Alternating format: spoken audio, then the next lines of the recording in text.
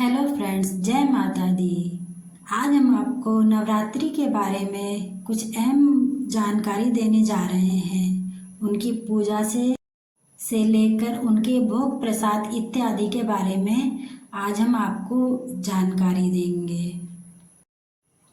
3 अक्टूबर को घट स्थापना का शुभ मुहूर्त सुबह 6:15 से लेकर सुबह 7:02 तक का है। दूसरा मुहूर्त दोपहर 11:46 से लेकर दोपहर 12:30 बजे तक का है। कलश स्थापना का स्थान उत्तर दिशा में होना चाहिए। कलश स्थापना के समय घड़े में चावल, गेहूं, जौ, मूंग, चना, सिक्के, कुछ पत्ते आम के, गंगाजल, कुमकुम, रोली डालें और उसके ऊपर नारियल रख दें। घड़े के मुंह पर मौली बांधें यानी कि कलावा और कुमकुम से तिलक लगाएं और घड़े को एक चौकी पर स्थापित करें। कलश को रोली और चावल से अष्टदल कमल बनाकर सजाएं। जवारे इस बात का भी संकेत देते हैं कि वर्ष कैसा बीतेगा। अगर जवारे हरे रहते हैं तो ऐसा माना जाता है कि आदिशक्ति ने आराधना से प्रसन्न होकर वर्ष भर सुख समृद्धि का संकेत दिया है।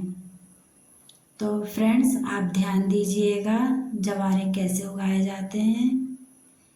नवरात्रि में 9 भोग लगाने से माँ दुर्गा होती है प्रसन्न।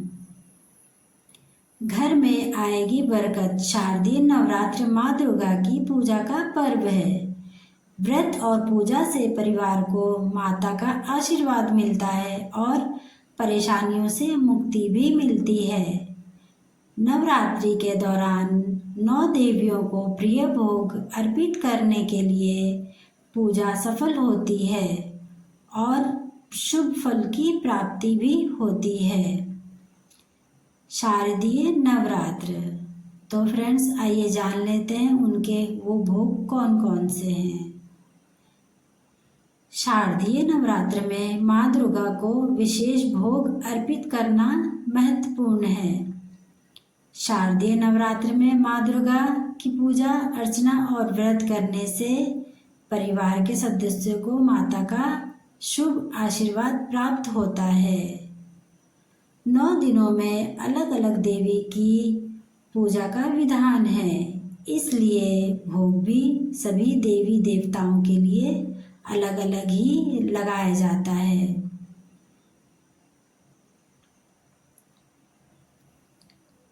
पहला नवरात्र यानी कि प्रथम दिन।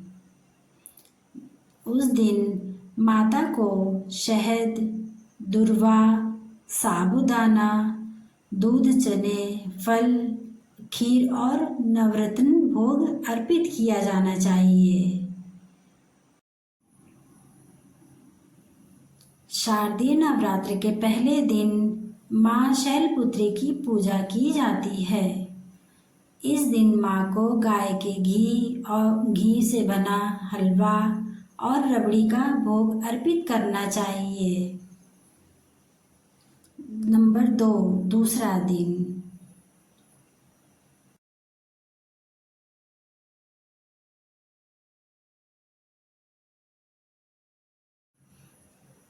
शारदीय नवरात्र का दूसरे दिन माँ ब्रह्मचारिणी की पूजा का विधान है।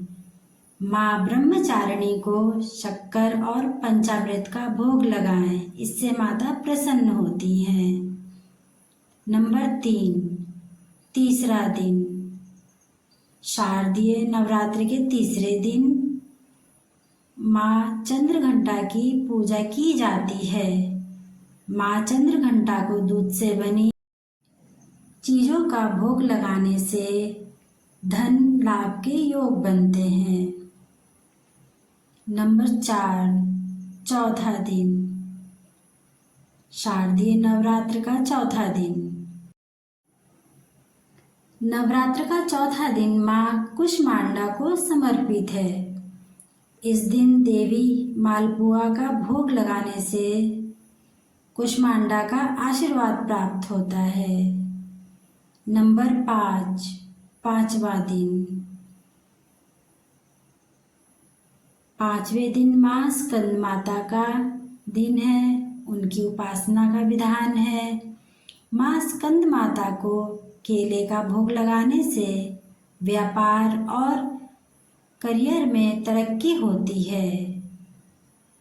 नंबर 6, नवरात्र का छठा दिन।